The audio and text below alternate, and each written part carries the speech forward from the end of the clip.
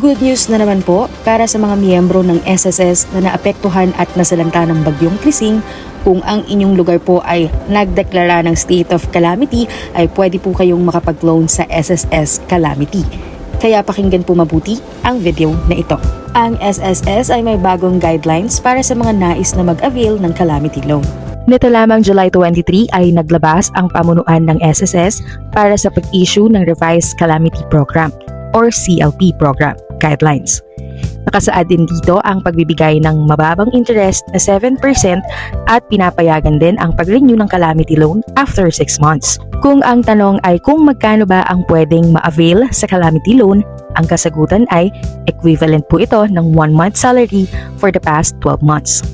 Ang application period naman ay within 30 days matapos i-announce ng SSS na pwede nang mag-calamity loan. Qualification sa pag-loan sa calamity ay dapat na may 36 months ka nang nakapaghulog sa SSS. Make sure na may online account ka sa SSS upang makita mo kung pwede ka nang makapag-loan at ito ay gagamitin natin para tayo ay makapag-loan sa mas mabilis na paraan. Dapat na walang past due at restructuring loan at dapat ay updated si employer sa payment, contribution at loan payments ng kanilang employees. Paano mag-apply?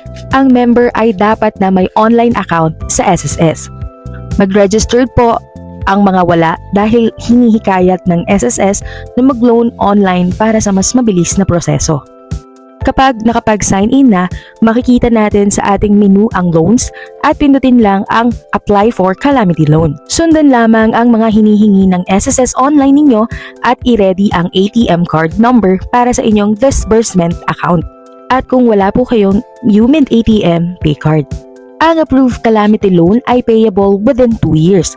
Ang first payment po ay magi-start sa ika-second month after nyong ma-receive ang approval ng inyong calamity.